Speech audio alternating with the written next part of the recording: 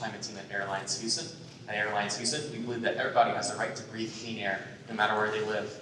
I'm here to strongly oppose a renewal of the federal operating permit for Petra.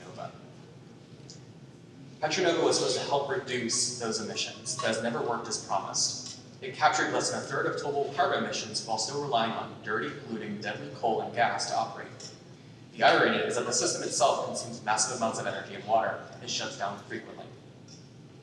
In fact, according to TCEQ's own reporting, Petra used nearly 1.5 billion gallons of groundwater in just 3 years, and that is excluding the coal plant's own water use.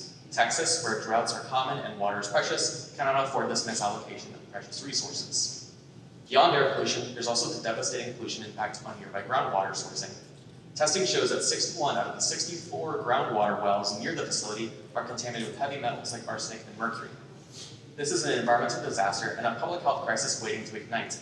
Groundwater is the principal source of drinking water for the entire county. No one should have to worry whether the water coming from their tap is poisoning them or their children. Even worse, the captured carbon isn't safely stored. It's pumped underground to extract oil through a process called enhanced oil recovery. That means we're using taxpayer-funded technology to pollute even more while injecting toxic chemicals into the ground. And when CO2 leaks underground, it can combine with water to form carbonic acid, which makes groundwater undrinkable. We are told this is innovation. But how is it innovative to invest taxpayer dollars into coal plants and false solutions which increase pollution, contaminate groundwater, and prop up a coal plant that kills 178 people a year? This is not what progress looks like. This is pollution dressed up as a climate fix.